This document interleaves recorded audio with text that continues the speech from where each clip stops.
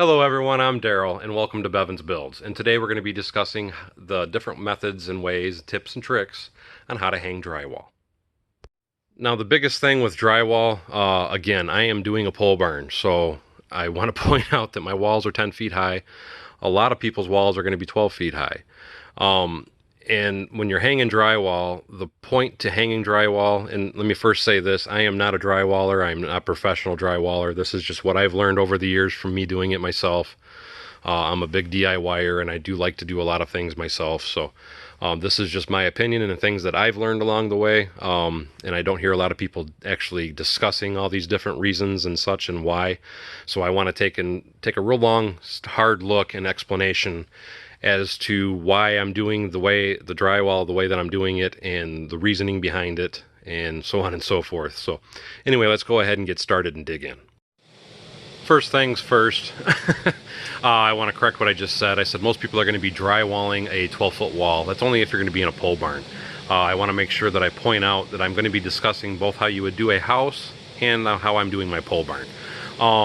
Now, the reason I wanted to clarify that is if you're doing a house, typically you're going to have an 8-foot wall, so you're just going to have two pieces of drywall running vertically, or I'm sorry, horizontally on your wall. So it will speed things along quite a bit. But now because I am doing a pole barn and I have a 10-foot wall, what I did is I started at the bottom and I cut a bunch of pieces of drywall, as you can see all the way around here. I cut them at 2 feet basically, but I went a ½ inch short. So I'm doing 23.5 inches for my first run, even though my wall is 10 feet tall. And the reason I'm doing that, and that's hopefully you can kind of see that here, as you can see coming down from that corner, and as you come this way, I do have a concrete floor, and you can see it gets tight in spots, and then it gets back to a gap, and so on and so forth. That is the reason I do 23.5, because what it is I will set my piece of drywall down there. Which first, let me clarify, before I set my piece of drywall down there, I will take and measure from the ceiling down 8 feet. So that way I know that I have enough room for my other two pieces of drywall that'll be going up. But anyway, I put a line there, then I take a chalk line, and there the furnace finally shut off, so now I can be probably heard a little better. I'll take a chalk line and snap it, and then I'll put my piece of drywall up, and I make sure that my drywall does not go past that chalk line, because I want to make sure that I have enough space left for my well, in my case 4x12 sheets of drywall to go up above that. And how I'm doing that, which I keep showing in this video, is I take these are just standard shims for installing windows and doors and such. And what I do, and I think I did leave one over here.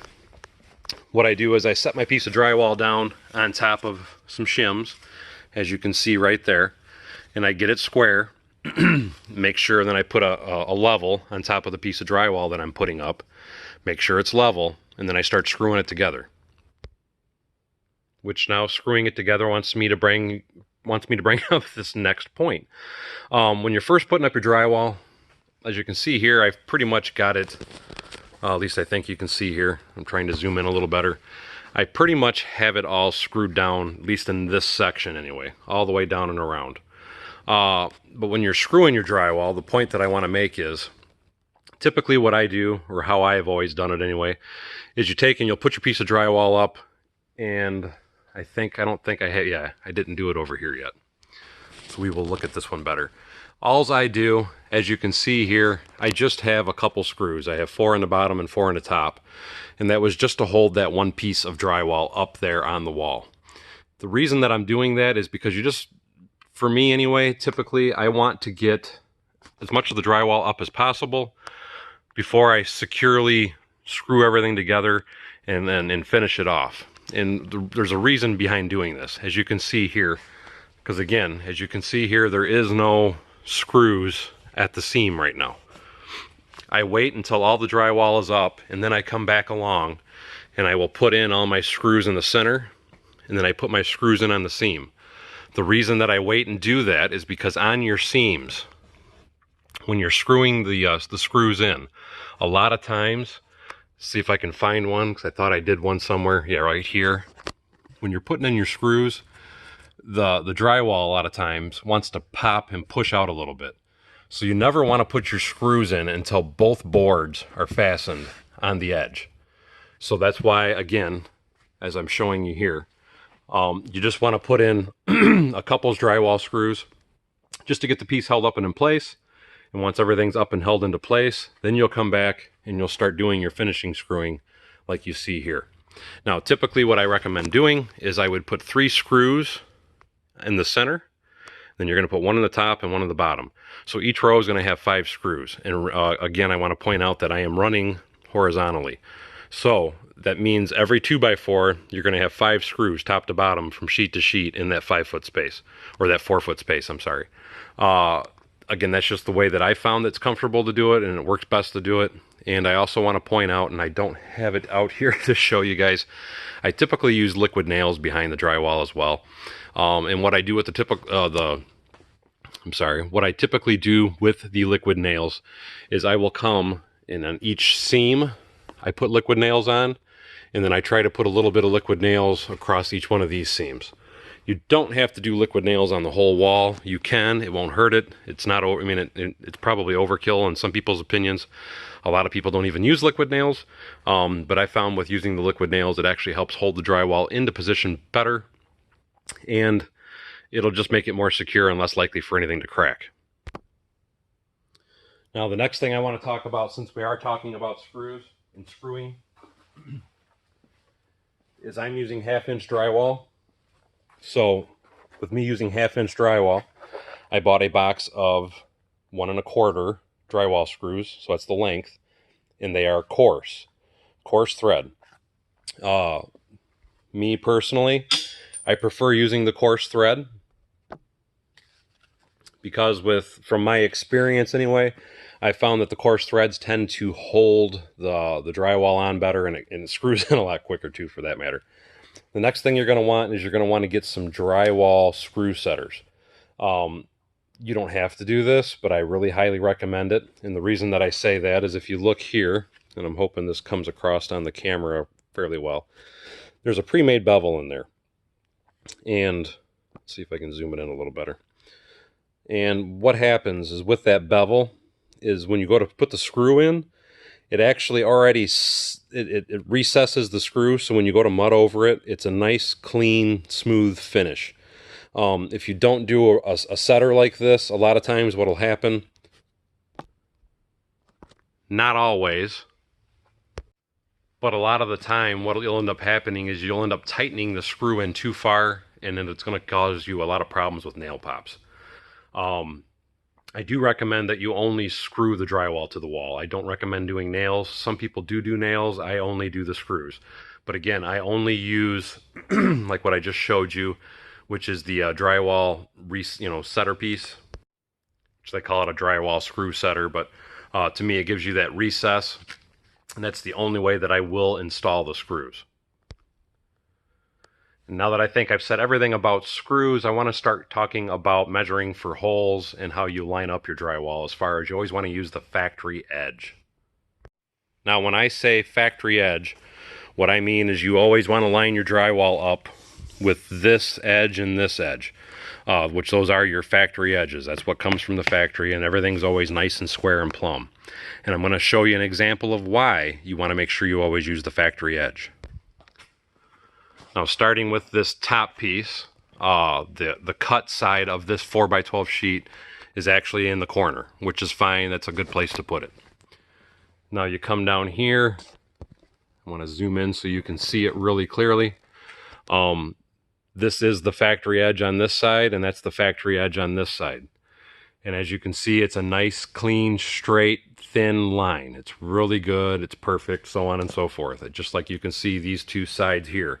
Nice, clean, thin, shaped line. Now, let me back out again. As you can see, it's a very long wall. So, of course, I'm going to have to put at least 1 or 2 pieces in that are not going to be the factory edge. In this particular situation, I only have 1 seam that isn't the factory edge, and it's right here. And this is why I'm going to show you why you always want to use the factory edge when lining it up. As I get closer here, I'm sure you can already see it. I have a much bigger gap. Let's try and zoom that in a little bit. As you can see, as you come from here to the top to the bottom, and that is because it's not a factory edge, that is my cut with my drywall knife, which is only an X-Acto knife, or not an X-Acto knife. It's a knife blade.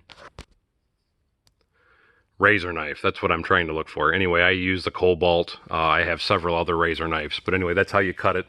And I'm going to make a quick example of how you do cut it. But like I said, I wanted to show you why you always want to make sure you put your factory edges together. And this is a prime example of why. It's not going to hurt the drywall. It'll still seal fine. It'll still seam fine. It's a little more work because you got to do a little fill work and stuff to get it going. But again, that's why you always want to make sure you use your factory edge. And what it is this board was the factory edge. Oh, I'm sorry. That board, I believe that side of the board was the factory, or no, that is the factory edge on that side. This side is the side that's cut, and that's why it's on a slight angle. But then if you come down here, again, this is the factory edge, so it's nice and smooth, it's nice and tight. And then my cut edge is again over in that corner. But again, not most people are going to have a room this size that they have to drywall. So again, anytime you can, you always want to make sure you put your factory edges together. Now, while we're talking about factory edges, I want to discuss, like as you can see here, all my outlet boxes and such that are along the wall, and how I come to that conclusion for cutting them and setting them and so on and so forth. Again, I always measure from my factory edge. So this particular sheet of drywall, that's a factory edge right there. This is a cut edge. So what I did is, after I had that sheet up already, starting from this edge, I got my measurement over to that outlet.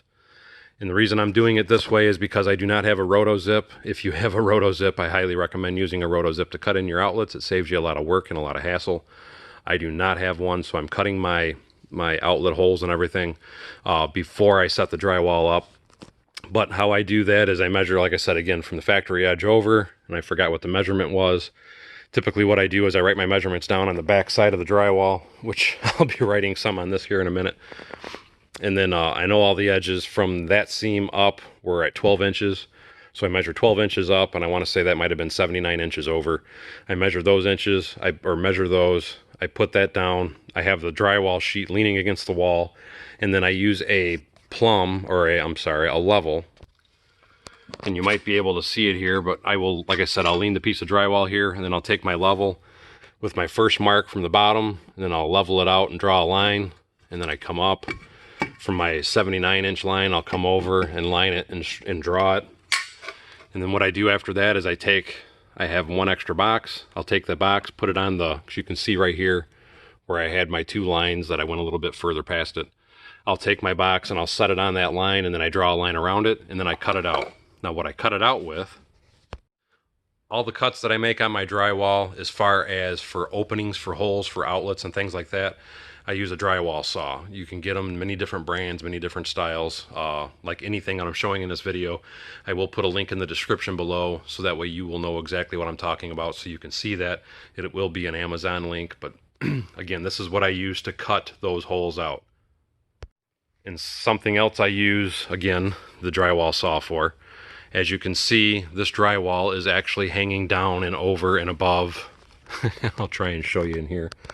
Hanging over the window, and what it is, as I'm sure you can tell by looking here, you can see where I cut it with that drywall saw, is I will just take, especially for windows and doors and things like that, I will take my sheet of drywall, I'll put it up, and once I put it up, I cut it down and around it. So with this particular piece here, now that it's up, I'm going to take my drywall saw and I'm going to cut it and out. Again, if you have a rotozip, it's actually a lot quicker and a lot cleaner, but this is the cheapest way to do it, so that's why I'm sharing this particular method. Now again, this is just a scrap piece of drywall, but I want to show you a quick example of how you would cut your drywall. And again, I want to make sure that I point out that you're always going to measure from a factory. This is factory, and this is a factory edge. This is not.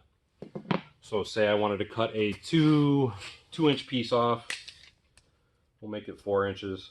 I always make, this is such a small piece, I'm only going to make 2 marks, but we'll cut it at 4 inches. If it was a large piece, which I guess I could show that as well, I would make a whole lot more lines or points of connection.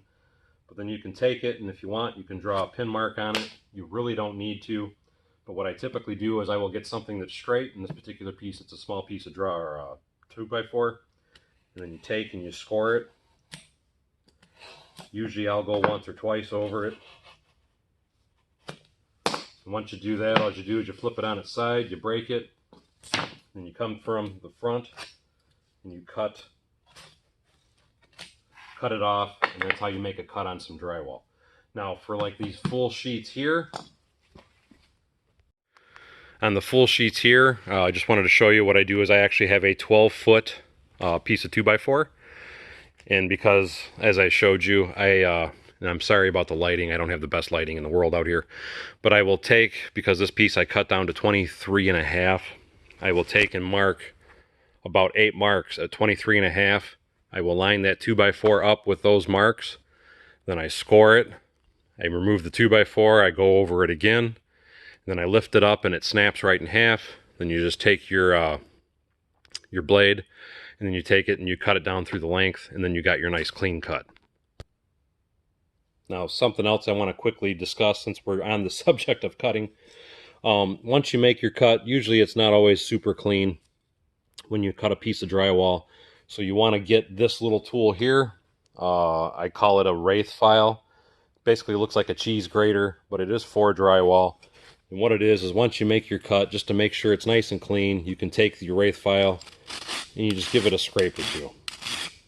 And then that gives you a nice smooth edge, and it's really great for making it nice and clean, and it makes it butt up against each other much better. Now, one last thing I want to mention, and I know this is kind of a long video, but I'm trying to pack in as much information as humanly possible. For those of you that are going to be drywalling inside of a house, here for me, as you can see, I have a nice bare ceiling and I have all my insulation up, but on my ceiling I'm going to be putting up either knotty pine, or I'm going to be putting up a drop ceiling, or I'm putting up steel. I still haven't quite made the decision on that yet. A lot of it's probably going to fall on the fact of the matter of if I can find it cheap enough and what I'm going to go with. But either way, I'm not drywalling the ceiling is the point I want to make. If this was going to be a house project and you're going to be drywalling the interior of your home, the thing I wanted to point out is you always drywall the ceiling first, and then you put up your walls. And the reasoning behind that is because once you have the ceiling up and then you put your walls up on top of it and over that, the walls are actually going to be giving the ceiling pieces of drywall added an extra support. So again, if you are going to be, if you're going to be drywalling on the interior of a home, make sure you do your ceiling first, and then you're going to actually work your way down. You're not going to be working from the floor up like I am, but again, this is a different application. This is my pole barn, and this is how I'm doing it. So if you're going to do a house, make sure you drywall the ceiling first. And the last thing that I want to mention is when you're doing drywall, the whole point of drywalling, or when you're doing drywall, like for me, for example, I'm using 12-foot pieces. The reason that I'm using a 12-foot piece and not a 16-foot piece is me handling it by myself. I just physically cannot move a 16-foot piece of drywall by myself. If you have someone to help you, 16-foot pieces are the best way to go, but you will have to custom order them. At least out here where I live, nobody stocks 16-foot pieces, but I can order 16-foot pieces if I wanted to attack it that way. But I just found that it would be easier for me just to go and pick it up and get the 12-foot pieces and call it a day, even though realistically with the size of the barn that I'm doing, I should have probably went with the 16s. But like I said, I'm doing it by myself, and this is the easiest way I could do it by myself, is just was going with the 12-foot piece. But drywall is sold 4x8, 4x10, 4x12, 4x14, and 4x16 sheets. Although, like I said, most places, I think Menards goes as high as 4x14 as far as what they stock, and you'd have to special order 16-foot lengths. Lowe's only goes up to 4x12, and then I also have two local hardwares by me. One is Tecumseh Lumber and one is Carter's Lumber, and both of them only stock up to 12 feet as well. Anything else is a special order item. But anyway, on the subject of seaming, like I said, the object is to get the least amount of seams as possible with your drywall. So that's one of the reasons that we run it horizontally. You can run it vertically, but now you know for a fact that every 4 feet you're going to have a seam, and we don't want that. Now, if this was a house, again, it would only be the top 2 pieces. So you would only have this one seam all the way down you'd have to do. And then anywhere you have your vertical seam, you'd have to mud and tape. Now that we're still back on the subject of seams again, I want to, and I'm sorry if this is a very long video, but there's a lot of information to try and tuck in and give everybody. But anyway, you always want, you never want to have, let me kind of stand back and you can see, I have a seam here, I have a seam there, and then I have a seam there. Now, the point of me showing you that, again, I have a seam there, and then one there, and then a vertical one there. You never want all your seams to vertically line up. So if this was an 8-foot wall, of course, you just have 2 sheets or 3 sheets, whatever, of drywall going all the way up. But if it was an 8-foot wall, you wouldn't have any vertical seams, so you'd be good. If this is a 20 or 30, in my case, it's a 30-foot wall, I have a seam there, and then I have another seam there, and then I have a seam there, and it's way over there. And the reason that you want to stagger those seams is if you don't stagger those seams, they will end up cracking. That will become a spot where it will always crack and pop. You will always have cracks in those spots. I don't care if you do use liquid nails and how many screws or whatever you use. You are always going to have cracks in those spots. So please make sure you always stagger all of your seams. Now, if you have a garage situation, because with me, I put all my studs vertically. If you have a situation where you're running purlins horizontally, you would want to run your drywall up and down, and then you would stagger your seams that way. But again, my house or my garage, my barn, whatever you want to call it, I have nothing but vertical pieces of 2x4s. And it's basically just like a house, so I stagger all my seams that way. Another thing you want to make sure you don't do is you don't want to have any seams located directly next to any of your outlets, your light switches, and for that matter, you don't want them directly near your window either. As you can see, I made sure that I came over, I think it was 8 inches, 9 inches, something like that, over from the window is where that seam is. That's kind of close. But to me, it's still fine to put it that close. It's not going to hurt anything. The thing is you don't want to have an actual seam running straight up with that window, and you wouldn't want to have a seam running straight along the bottom of that window. And if the reason I'm pointing that out is if you did, that will be a spot that you will always have cracking. As a matter of fact, I can even show you a few examples of that right here. Here's an example of a horizontal seam that ran right along a window. And that is a vertical seam that was right in line with the window.